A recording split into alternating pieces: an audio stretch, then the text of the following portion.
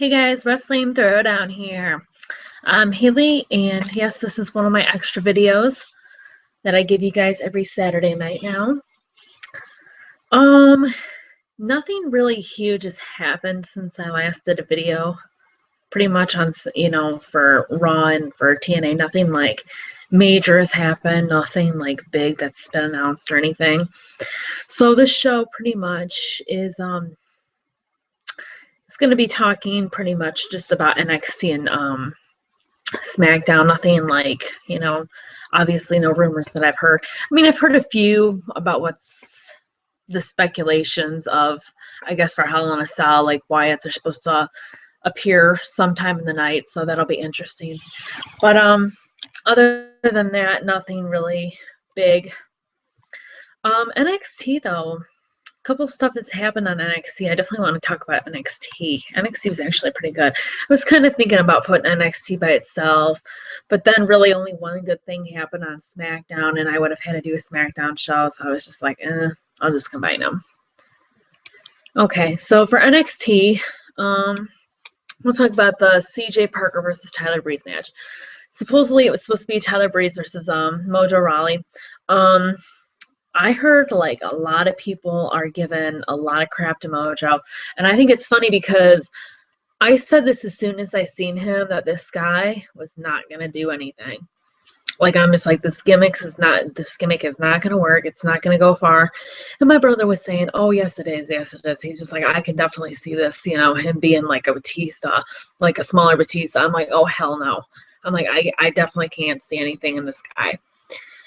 And it looks like I'm right, because a lot of people online and everything that I've been hearing, and I've been getting different opinions, a lot of people are saying like this whole feud with him and Bull Dempsey is absolutely ridiculous and it needs to just end. It's stupid and everything.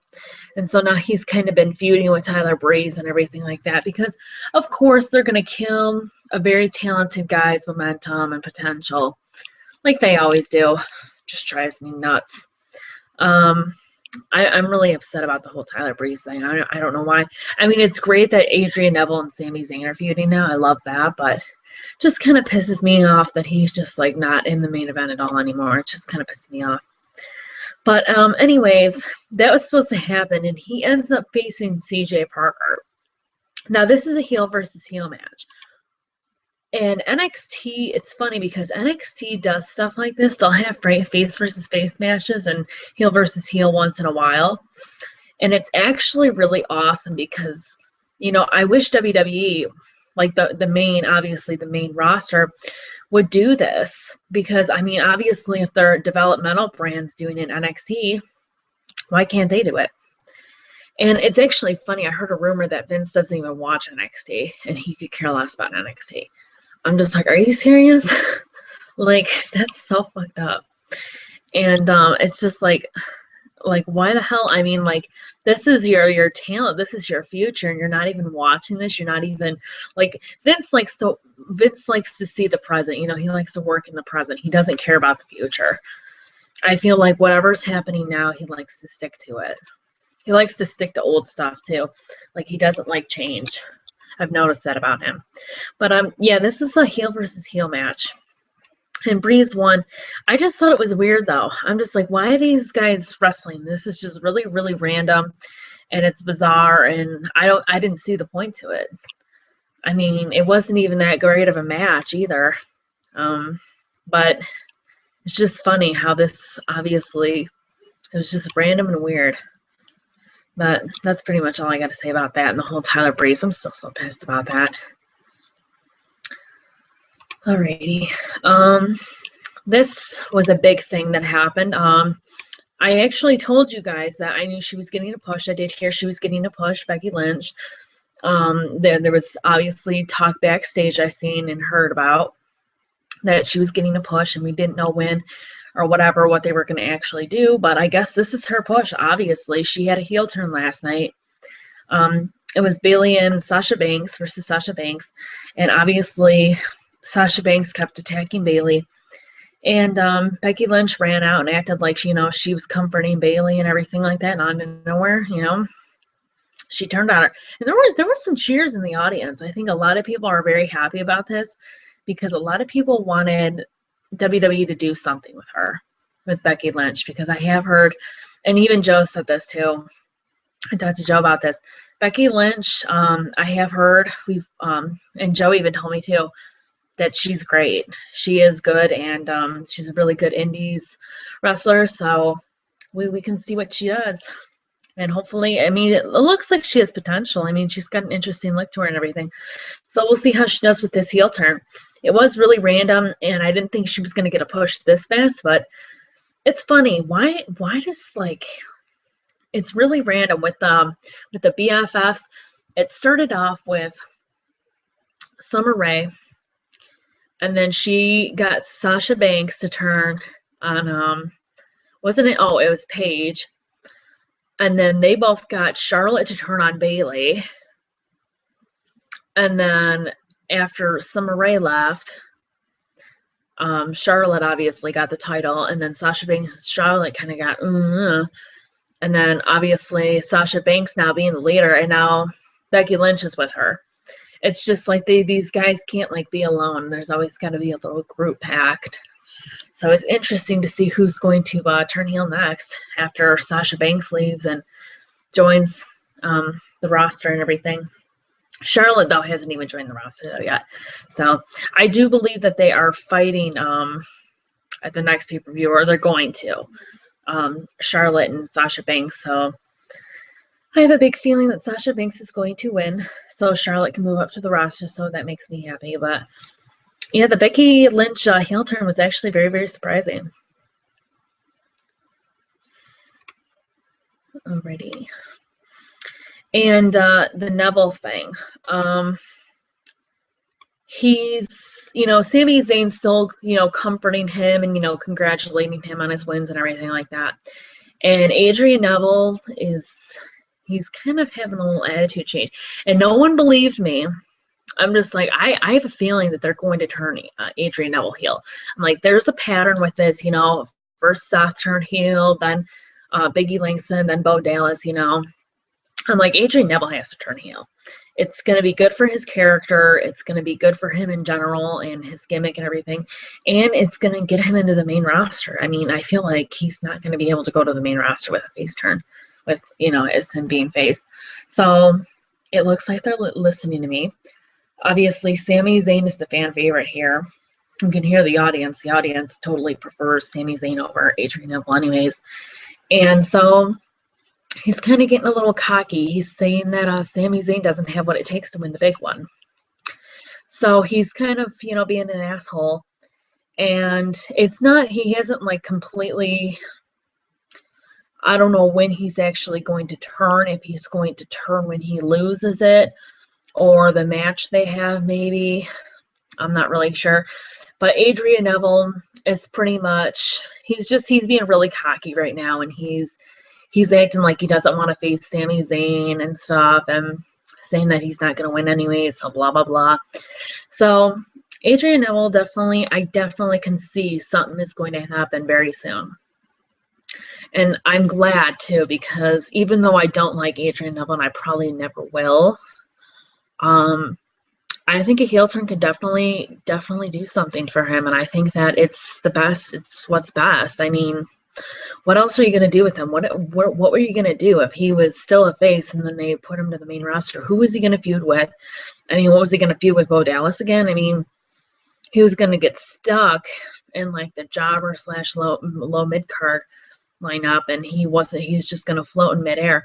Now that he's a heel, well, I don't know though, because they did that with Big E, and they kind of started off strong with Bo Dallas, and they're both, I mean, Big E we never see anymore, and Bo Dallas, he's kind of floating in midair. He's kind of like, he's there sometimes, and he's had a few feuds, kind of like baby feuds, like with Mark Henry and Jack Swagger and stuff, but nothing like major they haven't done with him. So it's a little disappointing because I do like Bo Dallas. But obviously, I feel like this heel turn could do something for Adrian Neville. And maybe they can actually, think of a feud or think of what they're going to do something with him while he turns, heel and has a little bit of a heel run in NXT before he actually moves down to the main roster. And they've actually talked, there's actually a rumor going around that supposedly they're going to have a match, Sami Zayn versus Adrian Neville, their last match on NXT, and losers going to have to leave NXT. It's kind of like what Adrian Neville and Bo Dallas had.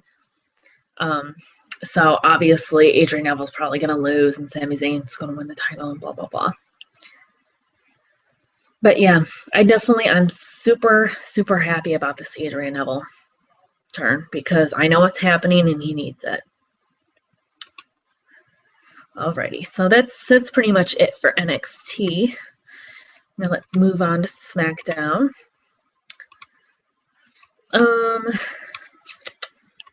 Just a real quick thing, I guess. There's been a lot of talk about the AJ Lee versus Paige feud, saying that it's overdone, and they hope it ends, obviously, after the Hell in a Cell. So, and I agree. I think it's been overdone, too. It was good the first few months, and now it's just kind of like, I mean, they were it seemed like it was getting good when they did that kind of like lesbian angle storyline, and now it's just getting kind of died down. Now they're just trying, they're kind of throwing trying to throw different stuff together to try to make it like newer and get people interested, and it's almost kind of like a bore. And I love Paige and everything like that, and she's been having good matches with AJ Lee, but it's just it's overdone, it's overplayed. So I think they need to end the feud at Hell in a Cell, hopefully, with Paige just maybe taking a break from the title, or if they're actually going to give it to her or whatever, having AJ Lee just be done completely. Well, obviously with the title for right now. So I don't care if she leaves or if she stays, but something needs to happen where the title obviously stays on one of the girls. So if AJ wins, fine. Then don't have Paige win for at least a few more months. But that's all I got to say about that. Big Show. I want to talk about the whole Big Show and Rusev thing. I kind of talked a little bit about it for our prediction show yesterday, my Ninja's prediction show. This feud, I've really gotten into it. Big Show, his emotions, you know how they're kind of doing the whole crybaby thing again? It's kind of driving me nuts. But he really kind of almost puts his real emotions into this, especially this, because obviously with the fake, I don't know if it was a fake shoulder, but obviously it was planned, it was staged, and everything came up, whatever. And coming into the ring and Rusev obviously kicking him in the face. But Big Show's obviously making it look really real, and he's putting his real emotions into it, so it makes us almost feel like it's real. And Big Show's really good with that, especially when he's a face. He's really, and when it's certain stuff like this, when stuff like Big Show can relate to, Big Show cuts a really good promo, and he does really good with his emotions and his facial expressions. Big Show's really good on that. And that's what I like about this whole feud. I think this was really good for him and Rusev to feud with each other. And, maybe it'll get even better when, hopefully, Mark Henry turns heel, and they start feuding with, Big Show and Mark Henry start feuding, So hopefully he can do something with that too. But I've a lot of other people think that too. They think that this feud wasn't going to be that great because the Mark Henry one wasn't that great, but the promos and stuff, they're making it look better this time, and they're making it look more real. It's getting in it's almost like making the people feel like they're actually in a real situation, and it's great. It really is. The Dolph Ziggler versus Cesaro, like I said in this my prediction review, the Dolph Ziggler versus Cesaro, they did have a rematch, and for the or they didn't have it really wasn't a rematch. Well, it technically was, but because I don't think Cesaro has gotten his rematch yet, but obviously it was for the title, and Dolph retained it and everything, so it's still 2 out of 3 fall match on Sunday, but tomorrow at Hell in a Cell. But it's actually a really good match. These two can put on a really good match with Dolph selling and Cesaro's kind of whole. I mean, Cesaro is very talented, and me and Joe really, really, really want Cesaro to turn face, especially if Wade Barrett comes back. I did hear something about that too.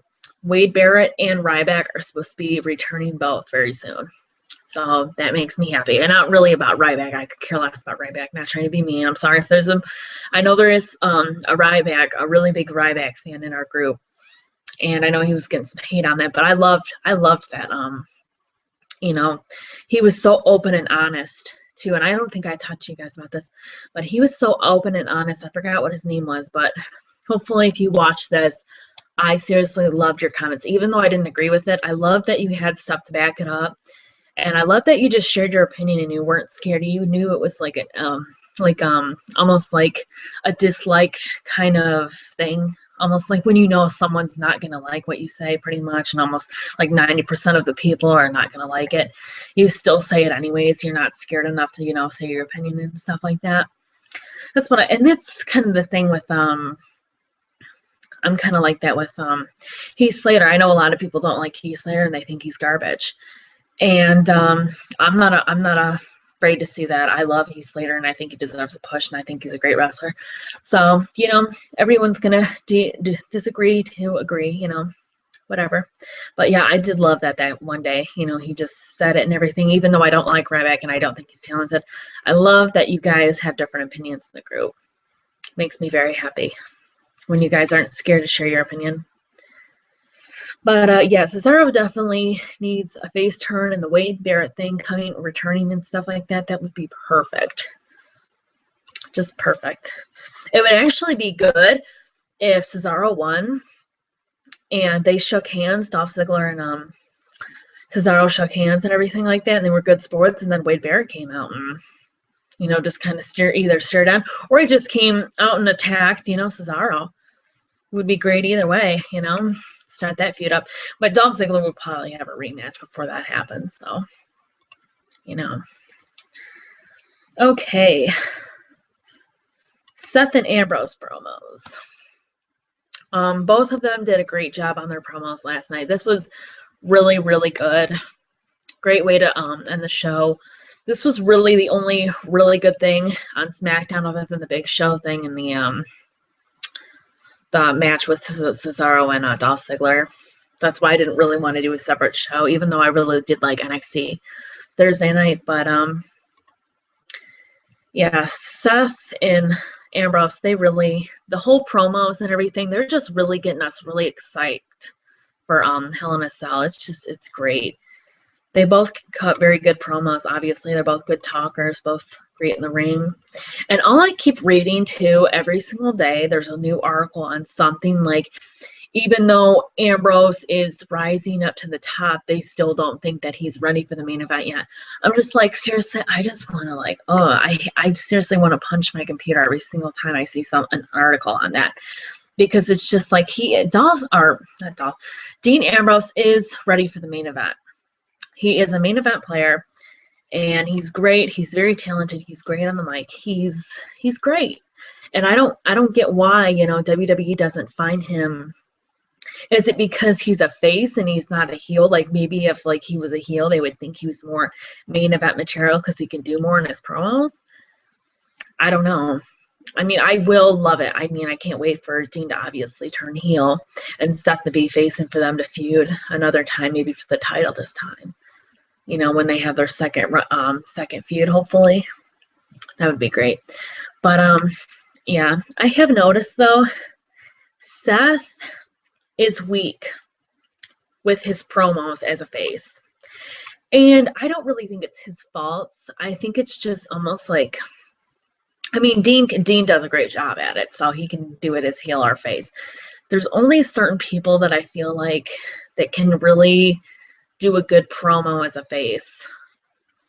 it's hard to do a good promo as a face because, you know, it's so much easier to be an asshole because then you can say pretty much whatever you want. When you're a face, you gotta kind of get like the people involved and you gotta kind of keep it clean. You can't really play with it as much as you are as a heel. And that's why I think, you know, Seth's obviously talking and his promo skills rised up to the top as soon as he turned heel. But I don't know. He really wasn't that great of a talker, though, in Ring of Honor, though. I've watched some of his promos, and he needed work for his heel work. So who knows? I mean, he hasn't been face since FCW, so really, I mean, by himself. So, I mean, we'll see when he gets his face run. But, yeah, I have noticed that. Like, he's so much stronger. His promos are so much stronger as a heel. And I think that might just be, you know, his promos now in general because he's obviously gotten so used to talking and everything like that. And he makes it look so easy, too, with Ambrose talking and him feuding with Ambrose. I think it makes it easier, too, because you got such a great, you know, talker so and promo cutter.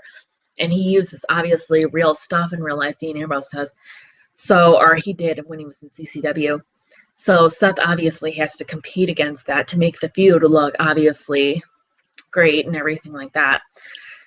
And get the people excited. So yeah, it's definitely they definitely both cut great promos. And I love how Joey Mercury and Jamie Noble are like Seth's like protectors now. I mean, since obviously Seth is the princess of the WWE right now, I guess he obviously his daddy, Triple H, I guess, obviously has to protect him, and so that's kind of like his bodyguards and stuff now. I just think that's funny, though, that they're coming out with him every single time now. I mean, it gives them more time, more TV time and everything. And I know Joey Mercury and Seth are actually close in real life. Joey Mercury is actually good friends with all three of the Shield members, or, you know, Roman Reigns, Dean, and Seth. So it's kind of interesting. And Jamie Noble, he's just so small, and it's just so great to see both of them. It's really great. But yeah, Seth had a couple of different stuff on he had like a chair, he had handcuffs, he had a lot of different stuff on there. So, and he was just kind of talking about how obviously when he turned on the Shield and everything, and about how he was the leader of the Shield. But yeah, it was a good promo, very good promo. And Dean obviously getting upset and everything, and turning, coming from back, obviously, from Seth's back and attacking him. The whole segment was really great to end off Raw, or not Raw, SmackDown. So, yeah, SmackDown and NXT. Well, SmackDown, like I said, it had its good moments, but other than that, it was kind of like, eh. And NXT definitely was good. I still don't get the heel versus heel match on NXT just because it was so random. I mean, if they actually had something like in common, kind of like if Brock Lesnar and you know, if Brock Lesnar and Seth feuded, you know, or something like that, and they're both heels, you know, that could kind of make sense because obviously Seth cashed in and blah blah blah. That can make sense and everything. But this just didn't make any sense with the Jay Parker and Tyler Breeze. That's the only reason why I didn't like it. But yeah. I'm definitely excited for Hell in a Cell tomorrow. I'm going to get home just in time for it, too. They're having me work late again tomorrow night. Oh, God, I hate retail. Anyways, I hope you guys liked the video. Thumbs up if you did. Subscribe to us. Don't forget to follow us on Twitter. And if this is the first time you're watching us, don't forget to join our Facebook group. I will put all the links in the description. And I hope you have a great day, and I will see you on Monday when me and Joe give our review on the Hell in a Cell. Thanks, and have a great day.